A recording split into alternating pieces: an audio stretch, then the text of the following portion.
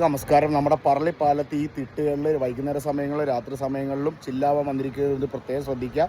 നല്ല മലമ്പാമ്പും ബാക്കിയുള്ള പാമ്പുകളുണ്ട്. അപ്പോൾ അത് പ്രത്യേകിച്ച് എല്ലാവരും ശ്രദ്ധിക്കുക. പിന്നെ രണ്ടാമത്തെ കാര്യം, രാവിലെ സമയങ്ങളിൽ ഇവിടെ ഒരുപാട് കുളിസ പ്രവർത്തനങ്ങൾ നടക്കാൻ വേണ്ടി പല ഏരിയകളിലും പല സ്ഥലത്തും വരുന്നുണ്ട്. അപ്പോൾ അങ്ങനെ വന്ന് നമ്മുടെ കണ്ണിൽ പെട്ട് കഴിഞ്ഞാൽ നമ്മൾ ചോദ്യം ചെയ്യും. അത് ചോദ്യം ചെയ്യാൻ നമ്മൾ ആരായതുകൊണ്ടോ ഈ സ്ഥലം നമ്മുടെ ആയതുകൊണ്ടോ ഒന്നുമല്ല.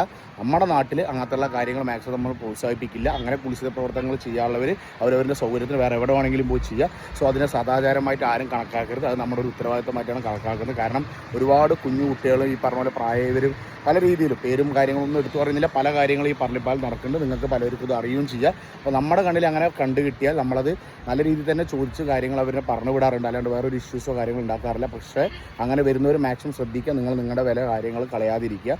പിന്നെ MLA ഫണ്ട് പാസ്സായ ഒരു പാലാണിത്, അതിൻ്റെ അവസ്ഥയാണിത്. അപ്പോൾ എത്രയും പെട്ടെന്ന് MLA കാര്യങ്ങൾ ഇതൊക്കെ ശ്രദ്ധിക്കേണ്ടതെന്നുണ്ടെങ്കിൽ ഈ പാലത്തിന് നല്ല രീതിയിലുള്ള ലൈറ്റും കാര്യങ്ങളൊക്കെ ഇട്ട്, ബാക്കിലുള്ള പുതിയ പാലത്തിനും ലൈറ്റ് കാര്യങ്ങളൊക്കെ ഇട്ടിട്ട് പറളിക്കാർക്ക് കുറച്ചും കൂടി നല്ല ഉപകാരങ്ങൾ ചെയ്യാൻ ശ്രമിക്കുക. അപ്പോൾ ഈ ഒരു കാര്യം പ്രത്യേകം ശ്രദ്ധിക്കുക. വൈകുന്നേരം ചില്ലാവാൻ വരുന്നവർ പാമ്പുകളുണ്ട്, അത് ശ്രദ്ധിക്കുക മാക്സിമം. കാരണം മിനിങ്ങാന്ന് ഏകദേശം 2 പാമ്പുകളിലാണ് പെരുമ്പാമ്പിനെ അവിടെ നിന്ന് പിടിച്ചിരിക്കുന്നത്. ഓക്കെ, അപ്പോൾ എല്ലാവരും ഇതൊരു റിക്വസ്റ്റായിട്ട് കണക്കാക്കുക. Okay, by.